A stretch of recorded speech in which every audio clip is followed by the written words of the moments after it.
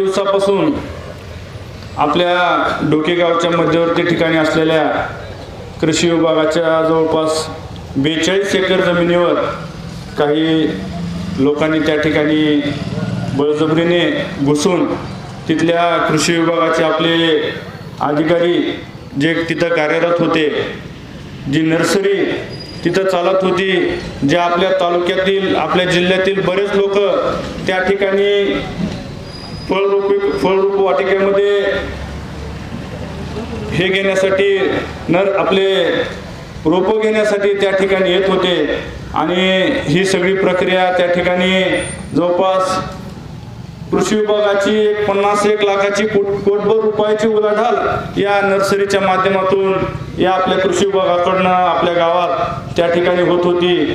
तिथं जवळपास कृषी विभागाचे बरंचसं बांधकाम त्या ठिकाणी कार्यालय आहेत, शेडनेट आहेत, त्या ठिकाणी त्या लोकांनी घुसून ह्या सर्व आपल्या कृषी विभागाच्या अधिकाऱ्यांना बाहेर काढलं। त्यांना तिथं येण्यासाठी त्यांना सुद्धा मनाई त्या ठिकाणी केली।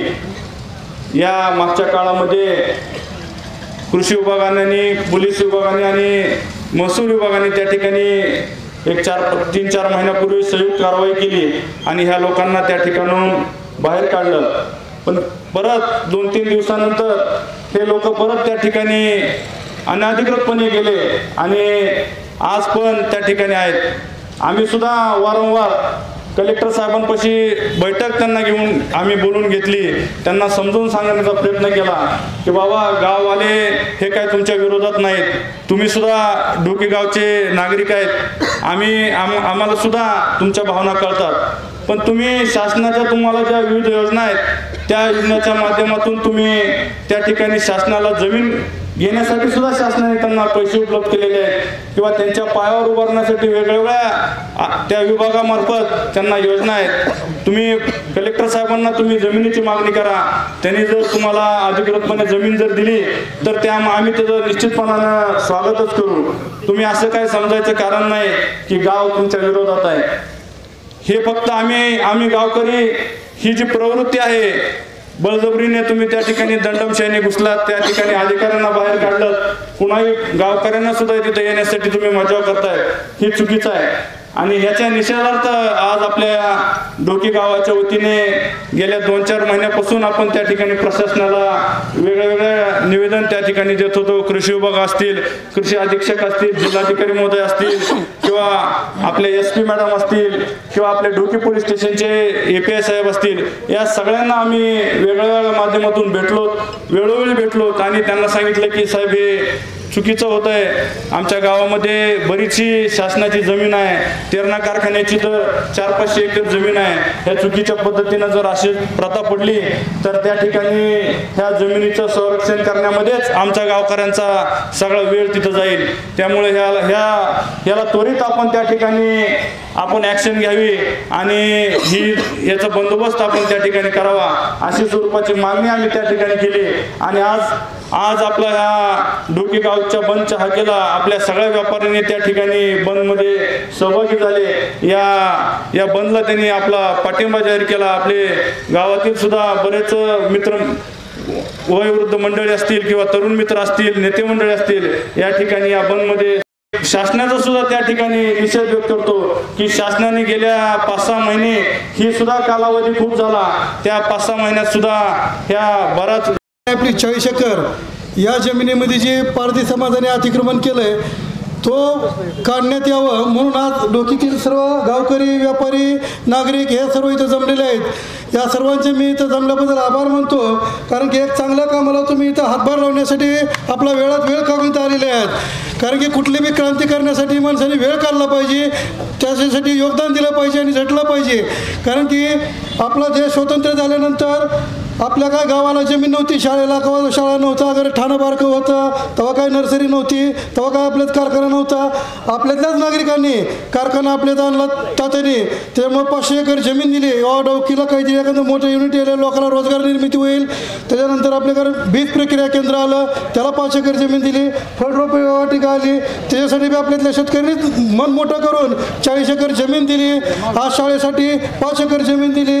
अशा जमिनीत येणारी लोक ही पिढी संपली आता जर कुणी म्हणलं इथे गांधी अंगणवाडी बांधायची तर कुणी गुंठा द्यायला तयार नाही. एखादं कुठे तर बस स्टँड बांधायचं म्हणलं तर कुठला शेतकरी आज मोठं मन करून जागा द्यायला तयार नाही. त्याचा मोबदला दिला तरी सुद्धा द्यायला तयार नाही. पण भविष्यातले जे आपल्याला आपलं गाव आता मोठं होत चाललेलं आहे. भविष्यात हा तालुका होईल.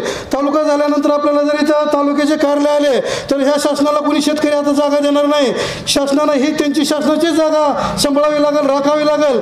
ही राखण्यासाठी सांभाळण्यासाठी आज गावकरी म्हणून आपण आज प्रशासनाच्या मागे उभा आहोत की बाबा ही तुमची जमीन आहे, तुमची जागा आहे, ही गावकऱ्यांनी दिलेली, तुम्ही सांभाळा. तुमची जर नसलं सांभाळणं होत तर गावकऱ्याच्या ताब्यात द्या. ज्यांची आहे त्यांना जाऊ द्या माघारी जमीन. पण तुम्ही विनाकारण नाही त्या चोराच्या लाग पुरवू नका. इथं एक तर त्या समाजाला समजा गरीब आहे समाज, मग आदिवासी आहे, पण त्यांना तुम्ही शासनाने एवढ्या स्कीम देऊन योजना देऊन जर ती जमीन हानीत असेल तर तो गरीब आणि आदिवासी म्हणता येत नाही. कारण की ती दंडमशाही इतकी करायली आहेत की गेल्या आठवड्यात कलेक्टरला निवेदन दिलं, तहसीलदार मॅडमला दिलं, SP मॅडमला दिलं, तर त्यांनी नंतर लगे पंपावून 3-4 गाड्या भरून गेले भेटायला. जाताना वगैरे माझी त्यांची चकमक झाली पंपावर. ती मला म्हणलं तुम्ही आमच्या विरोधात निवेदन द्यायला कलेक्टरकडे गेलतो, काय करता बघता, तुमचे जेवढ्याचे नाव आहेत त्यांचे सगळ्याचे नाव आम्ही घेतले आहेत, एकाला बघून घेऊ म्हणले आम्ही. म्हणजे ती गावकऱ्याला धमकी दिली. गावाला प्रशासनाला चोराने भ्यायचं का चोराला गावाला भ्यायचं हीच कळलं गेलं. नेमकं राज्य कुणाचं आहे, चोराचं आहे का प्रशासनाचं आहे? गावकऱ्याचं राज्य आहे.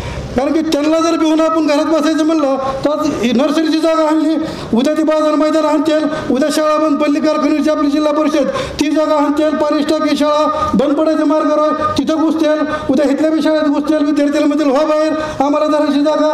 ही जर चाललं तर नेमकं कायदा व्यवस्था काय आहे का नाही हे देशामध्ये? नेमकं राज्य काय हुकुमशाही चालू आहे का इथं? मग ही प्रशासनानं जर वेळेच्या वेळेला बंदोबस्त केला, वेळेच्या वेळेला कारवाई केली, त्यांची मजा नाही. प्रशासन कुठेतरी त्यांना कुचराई करते, कुठेतरी अंधारात त्यांना अप्रत्यक्ष सहकार्य करायला, म्हणून त्यांचं ही मुजोरगिरी वाढलेली आहे त्याची. तर ह्याला कुठेतरी आळा बसावा म्हणून गावकरी आज झुकतो जाहीर सभा घेत आहेत, तिथं आपली भावना व्यक्त करत आहेत. पण ह्याचा उद्रेक कुठल्या रूपाने आणि कसा होईल ह्याची या शब्दात सांगू शकत नाही. ह्याची प्रशासन नोंद घ्यावी आणि कायदा आणि सुव्यवस्थेनं कायद्याने त्यांना काढावं. त्यांनाच नाही तर जेवढे बी अतिक्रमण ते सगळेच अतिक्रमण काढावे. कारण की आज एक काला किती उद्याच म्हणणार आहेत आमच्या कालला तुम्हाला तिकडलं नाही का दिसलं, हिकडलं नाही का दिसलं, कोणाचेच लाड करू नका, सगळं अतिक्रमण काढा. आम्ही पूर्ण गावकरी तुमच्या मागाव प्रशासनाच्या. एवढंच बोलतो आणि थांबतो. जय हिंद, जय महाराष्ट्र.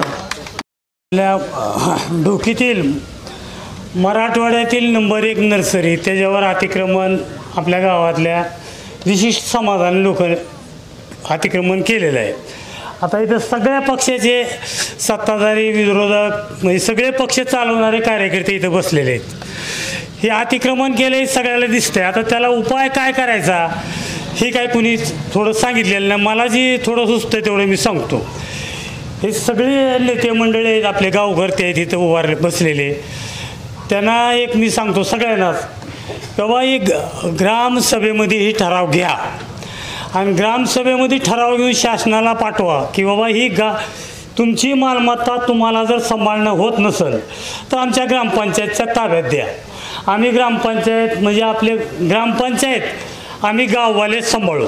ही एक उपाय नसता त्याच ग्रामसभेमध्ये ठराव घ्या किंवा ती त्यांना बेघर आहेत, आदिवासी आहेत, आमच्या गावातले बी सगळ्या समाजातले आदिवासी बेघर आहेत, त्यांना बी जमीन द्या, ती कसून खातील, त्यांनाच का. हे असा जर काही इलाज केला तर पोलीस डिपार्टमेंट तिथं काम करेल.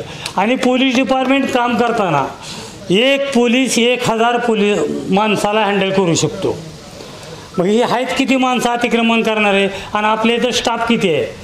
पोलिस दबकत आहेत का? आपल्यापैकीच कुणीतरी माय घालते पाठीमागून, तू चल मी हाय. तेवढं एक सगळ्यांनी पत्ते पाळावं आणि येईल त्या ग्रामसभेमध्ये ठराव ही घ्यावा कोणता मी सांगितलेला. किंवा शासनाला जर ती इस्टेट सांभाळणं होत नसेल तर शासनानं ती ग्रामपंचायतच्या ताब्यात द्यावी. ग्रामपंचायत ती सांभाळेल आणि ग्रामपंचायत त्याचं उत्पन्न बी काढेल, लिलाव पद्धती काढेल, नाही तर त्यांच्या बुद्धीनं काढेल कसं काढायची ती. पण ती इस्टेट जाग्यावर राहील. एवढाच मला जी कळतंय तेवढं सांगितलं. बघा पटतंय का?